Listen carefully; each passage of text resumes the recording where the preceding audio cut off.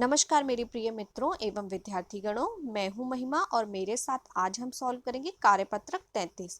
यह कार्यपत्रक दिनांक 18/9/2020 के लिए है और आज का विषय हमें दिया गया है रचनात्मक लेखन।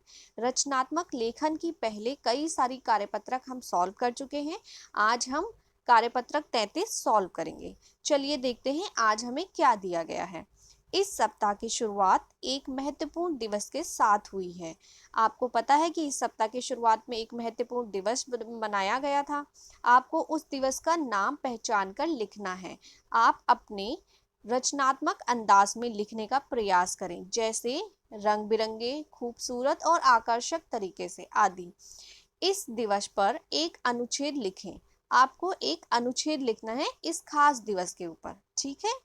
इस दिवस को पहचानने के लिए कुछ संकेत इस कार्यपत्रक में छिपे हैं और इसके बारे में कुछ महत्वपूर्ण बातें भी बताई गई हैं, जिन्हें आप अपने अनुच्छेद में शामिल कर सकते हैं। तो चलिए लिखना शुरू करते हैं आज का अनुच्छेद।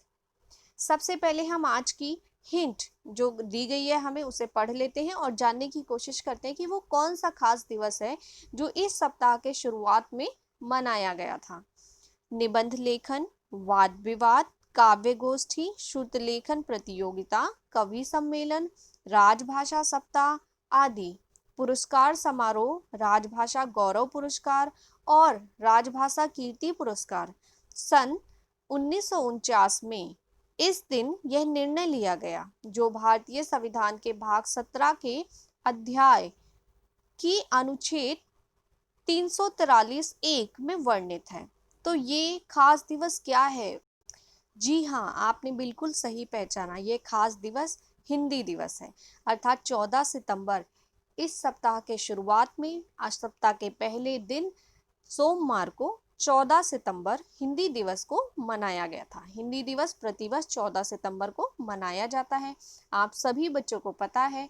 और हिंदी दिवस के ऊपर मैंने एक वीडियो भी बनाई है और आप सभी बच्चों को उस वीडियो को देखना है। 14 सितंबर को एक हिंदी दिवस की वीडियो अपलोड की गई है, आपको उसे देखना है और अपनी हिंदी को जानने का प्रयास करना है। तो चलिए अब हम बात करते हैं हमारे आज के अनुच्छेद की। चलिए अब हम बात करते हैं हिंदी दिवस के ऊपर। हिंदी दिवस भारत में हर वर्ष 14 सितंबर को मनाया जाता है। आप सभी जानते हैं कि प्रतिवर्ष 14 सितंबर को हिंदी दिवस के रूप में मनाया जाता है। हिंदी विश्व में बोली जाने वाली प्रमुख भाषाओं में से एक है, यानी कि विश्व में जितनी भी भाषाएं बोली जाती हैं उनमें जो खास भाषाएं हैं उनमें से एक हिंदी भी है। विश्व की प्राचीन, समृद्ध और सरल भाषा होने के साथ साथ हिंदी हमारी राष्ट्रीय भाषा भी है। ये भी बात आप सभी जानते हैं कि हिंदी हमारी राष्ट्रीय भाषा भी है। यदि आप नहीं जानते हैं तो जान लीजिए, हिंदी हमारी राष्ट्रीय भाषा भी है। अच्छा, आपने पढ़ा होगा राष्ट्रीय भाषा और राजभाषा के बारे में। तो हिंदी हमारी राजभाषा भी है और हमारी राष्ट्रीय भाषा भी है। ये दोनों भाषाएं हिंदी ही है। विश्व में सर्वाधिक बोली जाने वाली भाषाओं में हिंदी का तीसरा स्थान है, यानी कि पूरे विश्व में जो भाषा सबसे ज्यादा बोली जाती है उनमें हिंदी का तीसरा स्थान है। हिंदी दिवस को हिंदी भाषा की सुंदरता और हमारे समृद्ध अतीत की याद दिलाने के लिए मनाया जाता है। समृद्ध मतलब हमारे भारत का जो इतिहास है वो बेहद समृद्ध और अच्छा रहा है। आज के युवा पीढ़ी को विशेष रूप से इस भाषा के महत्व को याद दिलाना आवश्यक है। यही कारण है कि देश भर के अधिकांश स्कूल और अन्य शैक्षिक संस्थान इस दिवस को मनाने का विशेष प्रबंध करते हैं। तो आप सभी जानते हैं कि हमारी आजकल की जो जनरेशन है, आप लोग जो बच्चे हैं, आप लोगों को इंग्लिश बहुत अच्छी लगती है और इंग्लिश बहुत अच्छे से आती है। तो बहुत सारे बच्चे ऐसे हैं जिनकी हिंदी कमजोर होती जा रही है। इसलिए हमारे आजकल के बच्चों को हमारी मातृभाषा, हमारी राष्ट्रीय भाषा और हमारी राजभाषा हिंदी का ज्ञान देना अति आवश्यक हो गया है। ये तो आप सभी बच्चे बहुत अच्छे से जानते हैं। आप में से भी कई बच्चों को हिंदी में बहुत सारी प्रॉब्लम्स होंगी और हिंदी के डिफिकल्ट वर्ड्स और कई कई शब्द जो हैं वो पढ़ने भी नहीं आते बहुत सारे बच्चों को। तो इसका कारण यही है क्योंकि हमारी हिंदी जो है वो धीरे धीरे पीछे जा रही है और हमें अपने सम्मान को, अपनी हिंदी को वापस लाना है। चलिए आगे बात करते हैं। 14 सितंबर 1949 को भारत की संविधान सभा द्वारा देवनागरी लिपि में लिखी गई हिंदी को भारतीय गणराज्य की आधिकारिक भाषा के रूप में अपनाया गया था। यानी कि 14 सितंबर 1949 को भारत के संविधान ने हिंदी को हमारी राष्ट्रभाषा का दर्जा दिया था। 26 जनवरी 1950 को भारत के संविधान ने निर्णय को मंजूरी दी और ये प्रभावी हुआ। यानी कि जो 14 सितंबर 1949 को हिंदी को हमारी भाषा में राष्ट्रीय भाषा के लिए शामिल तो किया था, लेकिन मंजूरी नहीं मिली थी क्योंकि हमारा संविधान लागू नहीं हुआ था। संविधान हमारा कब लागू हुआ? 26 जनवरी 1950 को।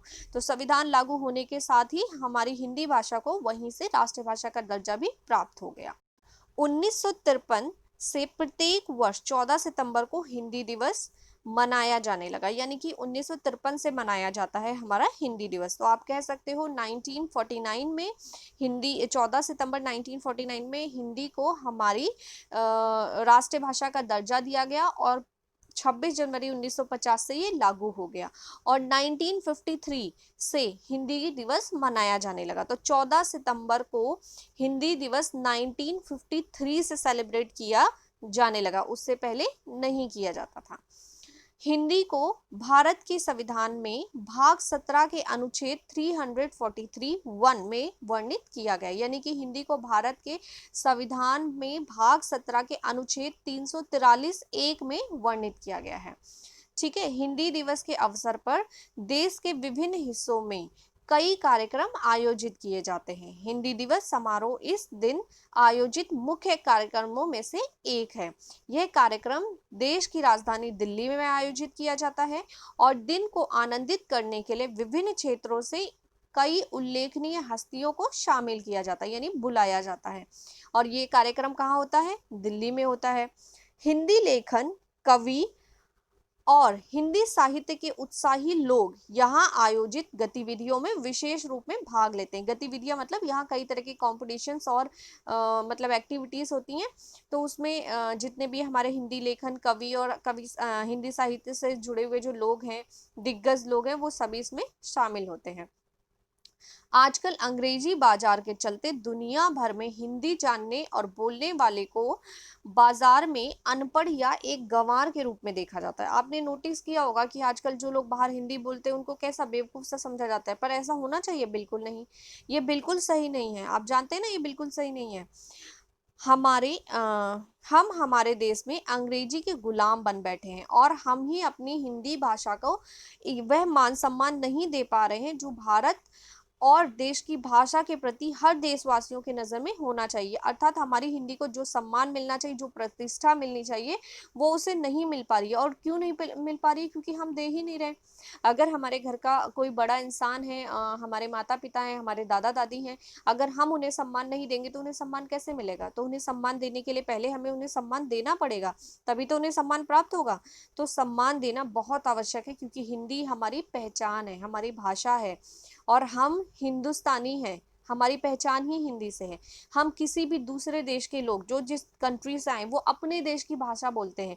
क्या ऐसा होता है कि अब बाहर से आया हुआ कोई भी सैलानी जो आपके देश में घूमने आया हुआ है, आपसे मिलता है तो आपकी भाषा में बात करने की कोशिश करता है? नहीं, वो अपनी भाषा में बात करता है। क्यों? क्योंकि वो अपनी भाषा को सम्मान देता है और हम अपने ही देश में रह के अपनी भाषा को सम्मान नहीं दे पाते। ये तो इसमें किसकी इंसल्ट हो रही है? इसमें हमारी खुद की इंसल्ट हो रही है, हमारी अपनी बेइज्जती हो रही है। तो हमें अपनी बेइज्जती नहीं करनी है और अपनी भाषा को सम्मान देना है, जो भारत देश की भाषा के प्रति हर देशवासियों की नज़र में होना चाहिए। यानी कि अपनी भाषा के लिए सम्मान हम सभी की नज़रों में होनी चाहिए।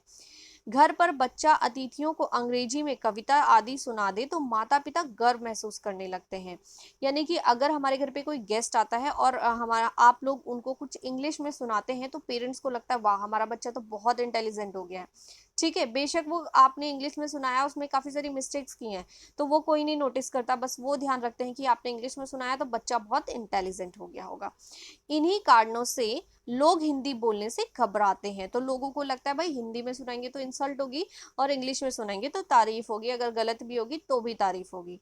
जबकि आजकल के बच्चों को हिंदी बोलने अथवा लिखने में विभिन्न प्रकार की समस्याओं का सामना करना पड़ता है। तो ये आप सभी बच्चे जानते हैं कि बहुत सारे बच्चों को हिंदी में काफ़ी सारी तरह की कॉम्प्लिकेशंस आती हैं। हिंदी भाषा हमारी संस्कृति में निहित है और हर भारतीय को इसका सम्मान करना चाहिए। तो हिंदी भाषा जो है वो हमारी संस्कृति में है, हमारी बातों में है, हमारी हर चीज़ में है, हम में है, इसलिए हमें इसका सम्मान करना चाहिए। एक व्यक्ति जो अपनी संस्कृति और अपनी जड़ों का सम्मान नहीं करता वह वास्तव में जीवन में कभी सफल नहीं हो पाता। तो इसलिए हमें अपनी जड़ों का सम्मान करना चाहिए, अपनी संस्कृति का सम्मान करना चाहिए। जड़ों का मतलब होता है हमारे इतिहास, हमारी संस्कृति को ही जड़ों बोलते हैं।